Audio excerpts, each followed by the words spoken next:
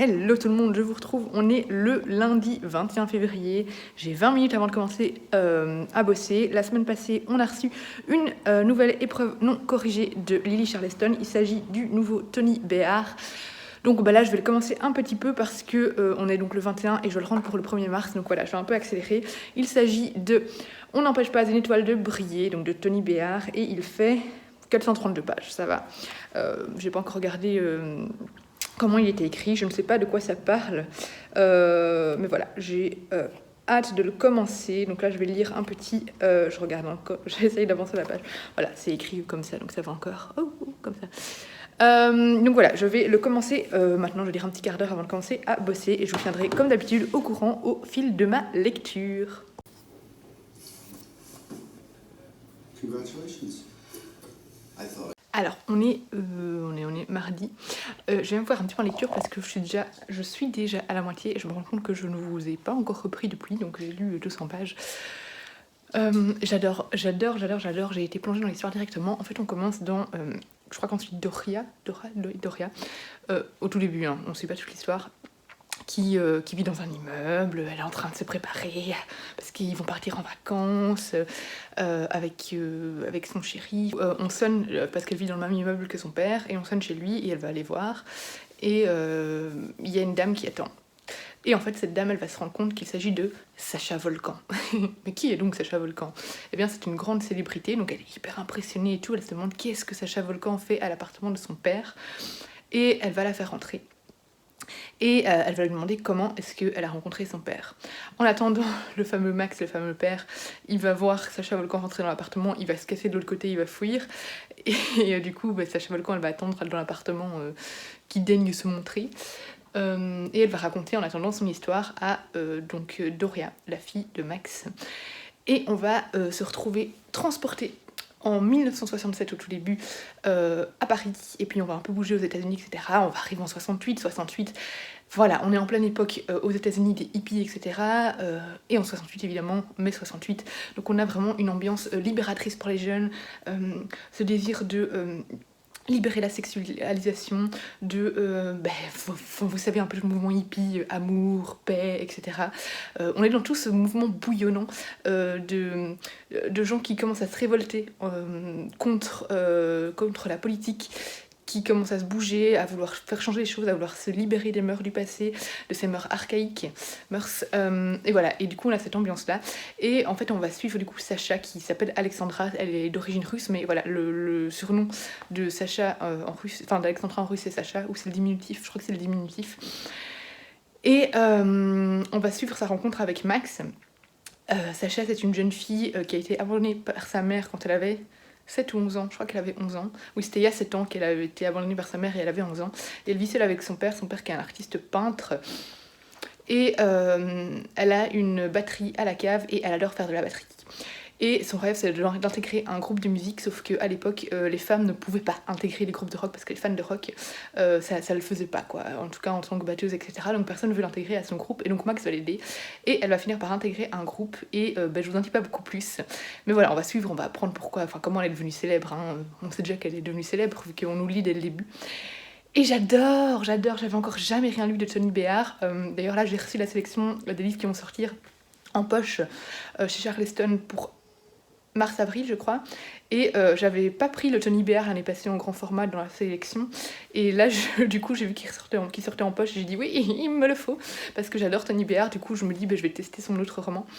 J'adore, elle écrit super bien, c'est hyper prenant, ça nous emporte complètement, et voilà, j'ai vraiment l'impression d'écouter quelqu'un qui nous raconte sa jeunesse, d'écouter ma grand-mère ou mes parents ou je ne sais pas quoi me raconter leur vie, et c'est super bien écrit, et voilà, j'ai un peu hâte de savoir ce qui va se passer, et qu'est-ce qui a fait que Max et Alexandra se soient complètement éloignés alors que c'était un peu les meilleurs amis au monde. Et voilà, je sens que je vais adorer ce roman. Et c'est fini, et je vous en parle demain parce qu'il est tard et je vais faire dodo. On est mercredi matin et comme promis, je viens vous dire quelques mots sur On n'empêche pas une étoile de briller de Tony Béard, que j'ai beaucoup aimé. Vraiment, j'ai adoré l'ambiance, je vous en parlais un peu, cette ambiance bouillonnante, ce conflit un peu de génération. Voilà, c'est cette libération des mœurs que j'ai adorée, et en même temps on a toute cette ambiance hollywoodienne qui m'a un peu fait penser à La La Land pour une chose, mais je vais pas trop m'attarder dessus, c'est une histoire différente, mais il y a une petite ambiance La La Land dans le sens où on a un personnage qui veut briller, qui rêve du rêve américain, voilà, de la célébrité, de briller, et elle est amoureuse, mais elle doit faire un choix entre briller ou aimer. Et c'est exactement ça, et c'est un peu comme La La Land, où pour ceux qui l'ont vu, eh bien, à un moment ils vont faire un choix parce qu'ils ne peuvent pas être en couple et briller en même temps. Et c'est un choix très difficile parce que l'amour est fort, l'amour est présent, mais en même temps il faut vivre ses rêves, et voilà, c'est à quel point on est prêt à se limiter par amour, à quel point on est prêt pour l'autre à accepter de se ranger dans une vie qui ne nous convient pas. Voilà, c'était très intéressant au niveau des réflexions, et voilà, il y a aussi un hommage au cinéma hollywoodien, on a toute cette ambiance hollywoodienne, etc., et aux comédies romantiques, à toute cette installation, cette mise en place des comédies romantiques au cinéma, à la place des femmes dans le cinéma, voilà. On a une actrice, on a à un moment une agente, etc. On montre aussi ce monde, ça c'est un petit côté de la série Hollywood, je ne sais pas si vous l'avez vu, qu'on montre que ce monde est difficile, et que si on ne connaît pas les bonnes personnes, Hollywood c'est très fermé, et que en gros, si tu ne couches pas ou ne donnes pas des faveurs à certaines personnes bien placées, si tu n'as pas quelqu'un qui t'aide à monter plus haut, tu seras obligé de faire ça en fait. Donc voilà, c'est malheureusement ce qui a existé dans Hollywood, et ce qui existe sûrement encore entre nous. Donc voilà, c'était très très très intéressant, super bien écrit, palpitant, je me suis pas ennuyée une minute, et je vous conseille fortement ce livre, et j'ai vraiment vraiment vraiment hâte de le recevoir. Maintenant j'ai vu qu'il y avait une couverture, je suis pas fan, donc j'espère qu'ils vont la changer, sur Livre Addict, elle est mise, là je dois aller voir, je dois aller remplir le formulaire, je dois aller voir si c'est la même. Je suis pas super fan, j'aurais mis une autre couverture, mais bon bref, ça ne change rien à l'histoire, ça ne change rien à la qualité. Franchement, si vous avez aimé La La Land, si vous aimez cette ambiance hollywoodienne, si vous êtes intéressé par tout ce climat des années 60-70, bouillonnant, un peu hippie, etc., je ne peux que vous conseiller ce roman qui aborde aussi toute cette avancée au niveau des mœurs, toute cette libération, toute cette avancée des droits des femmes, qui était il a encore fallu le temps, mais voilà, on a par exemple l'avortement par Simone Veil, etc. Enfin voilà, il y a plein de choses qui sont abordées et qui sont super intéressantes, donc foncez découvrir ce roman. Et bien je vous retrouverai quand, alors soit si je vous mets un autre livre dans le blog, soit quand le livre ressortira et que je l'aurai en main. Finalement, c'est une autre couverture qu'à celle qui a été mise sur Livre Addict, donc je suis contente parce que je préfère de loin cette couverture-là. Et je vais essayer de vous montrer la couverture sur Livre Addict. Après, je vais bosser, parce qu'il faut que j'aille travailler quand même. Je suis pas connectée. Tony Béard. Hop, on n'empêche pas une étoile de briller, et c'était voilà, celle-ci qui est ultra laide. Donc si je choisis celle-là, je suis contente. Allez, je vous retrouve dans la sortie du roman. Tout le monde, on est le 11 avril, j'ai reçu un colis Le Duc, et je pense qu'il s'agit de On n'empêche pas une étoile de briller de Tony Béard. On va voir. Oui, c'est ça. Donc il s'agit de On n'empêche pas une étoile de briller de Tony Béard, un livre que j'avais adoré, je vous en ai déjà parlé. Alors je comptais mettre ce roman dans un autre vlog avec le Lily Diamond, mais finalement le Lily Diamond ne sort qu'en mai, donc je vais le mettre dans un vlog tout seul, ce n'est pas très grave, donc il sera dans une vidéo tout seul.